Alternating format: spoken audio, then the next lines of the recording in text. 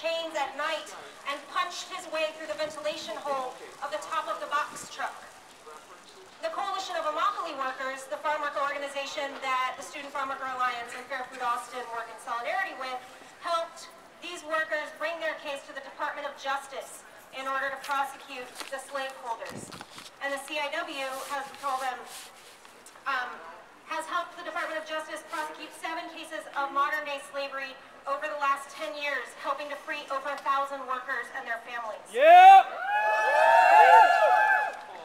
Soon after the Navarrete case came out, there was a delegation of senators that went to Southwest Florida to the town of Immokalee to kind of examine the situation and get involved. And Senator Bernie Sanders said that Florida agriculture is a place where the norm is a disaster, but the extreme is slavery. So why is this relevant right now? The CIW's anti-slavery work also includes a component of corporate accountability campaigns. And the most recent campaign that we're still in the midst of is a campaign to get Aramark to reach an agreement with the farm workers to secure an end to human rights abuses, low wages, and modern-day slavery in the agricultural industry. Aramark is the food service provider at the Texas Union. So, I bring this... What's that? That's right. So I bring this to y'all today as just another example of the way that undemocratic decision-making at this university affects communities of color, not just here in Austin, but throughout the U.S. and throughout the world. What goes on here does change the world, right? And sometimes not in ways that we're going to be comfortable with if we want democratic control of this university. That's right. That's right.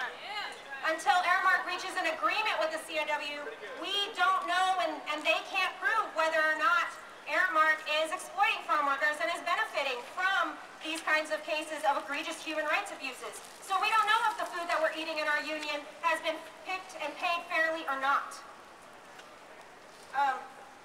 So basically, all of us are here today as students, community members, professors, teachers, adjuncts, graduate students, to demand democratic control of our university so that we can make sure that there's an end to these kinds of human rights abuses and an end to all of this nonsense about privatizing our education, lowering salaries, lowering the number of teachers and classes that are offered, and raising the number of students in classrooms.